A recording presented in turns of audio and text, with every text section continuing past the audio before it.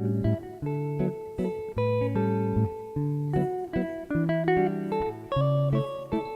y a une chose qui est très amusante. Il est fréquent, lorsque par exemple on a fait un bon plat de cuisine, on a réussi un gâteau, enfin on a fait quelque chose de bon, qu'un des convives ou une des convives, mais maintenant les messieurs aussi s'intéressent de beaucoup plus près à la chose, demande et comment vous avez fait ce plat, quelle recette vous avez pour faire ça? Et là, il y a deux types de réactions très différentes. L'une, c'est par exemple la cuisinière ou le cuisinier qui a réussi ce bon gâteau, ce merveilleux entremets, ce plat très particulier, dit oui, je vous le raconterai tout à l'heure, oui, c'était pas compliqué, et il donne 2 ou 3 éléments de sa recette de base que jamais il ne consentira à donner. C'est son affaire à lui, il la garde. Et puis il y a ceux qui sont tout contents de transmettre leur recette. Et très très contents, voilà comment je m'y prends, voilà comment j'ai fait, on explique tout. Et il y a cette espèce de satisfaction qui consiste à se dire d'abord que l'autre personne a été contente de goûter à ce plat merveilleux qu'on a fabriqué, et que d'autre part, ça ne se perdra pas. Il a eu le désir, elle a eu le désir de savoir comment on fait, et voilà que ma recette va se transmettre chez d'autres, dans d'autres familles, qui penseront en moi ou qui n'y passeront pas quand ils le feront, mais je vais continuer d'exister à travers cette recette que j'ai donnée.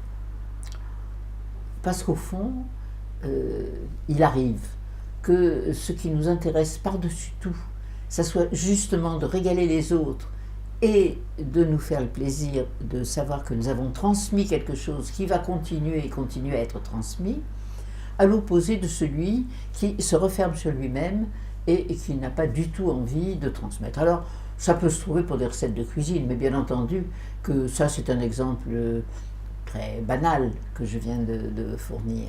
Mais dans la vie, cette personne qui aime transmettre sa recette, dans la vie en général, probablement, elle aime transmettre d'autres choses.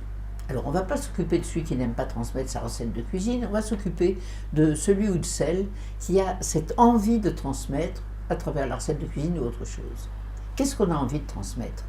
Généralement, ce qui nous tient le plus à cœur. Et c'est là que tout se complique. Parce qu'une recette, ça n'est pas terrible.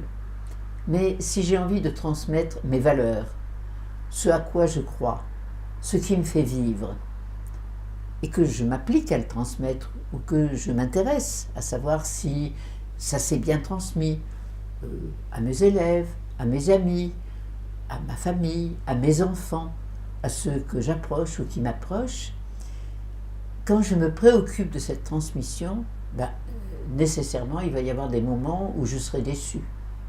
Qu'est-ce que j'en fais de ma déception?